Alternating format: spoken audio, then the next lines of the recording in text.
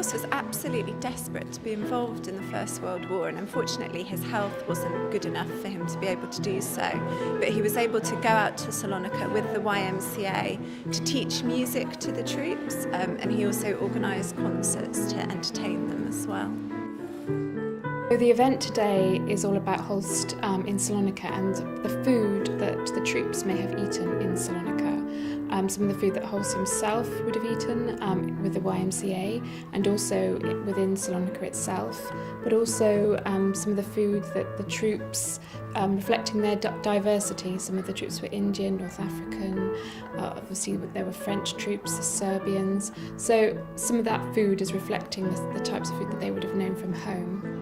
Away from the Western Front is a deliberate attempt to try and focus the commemorations of the First World War centenary away from the Western Front. There are two ways to really get people interested in this. One is to focus on actual people who were there rather than talking about where regiments went and what happened in such and such a date.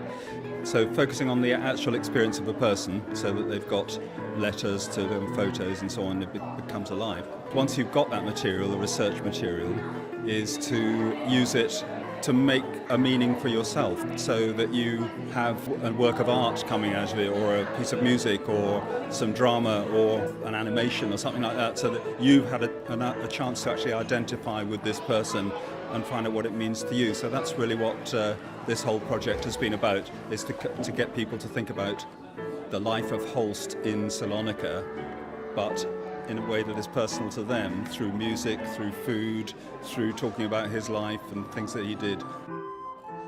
In June 1919, when he returned back in that following summer, the first significant piece that he composed was Ode to Death.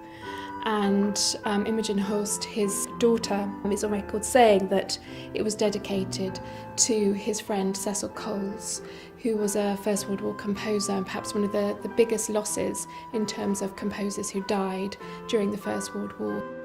And his experiences of being in Salonika, his experiences on the home front, would have poured into this work and inspired it and made him make that dedication.